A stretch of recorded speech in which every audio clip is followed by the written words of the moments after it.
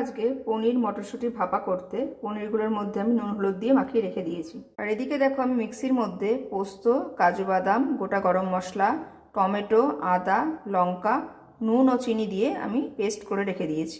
আর এদিকে দেখো রয়েছে মটরশুঁটি। এবার আমি এই পনিরের মধ্যে মটরশুঁটিটা দিয়ে দেবো। এর মধ্যে মিক্সি যে মিশ্রণটা পেস্ট করে রেখেছিলাম ওটা আমি দিয়ে দেবো। দিয়ে এটাকে ভালো করে মাখিয়ে নেব। পনিরগুলোকে আমি কিছুক্ষণ ম্যারিনেট করে রেখে দেবো। আর এর মধ্যে আমি অল্প হলুদ অ্যাড করে দিয়েছি।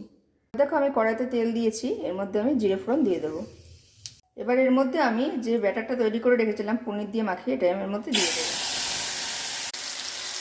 তো দেখো এর মধ্যে আমি দিয়ে দিয়েছি, এটাকে একটুখানি নাড়িয়ে নেব। পনিরটা কড়াইয়ের মধ্যে দেওয়ার পর এবার একদম স্টিম কমিয়ে এটাকে ঢেকে রান্না করব। রান্নাটা হয়ে এসছে, এর মধ্যে আমি অল্প একটু বাটার অ্যাড করে দেবো।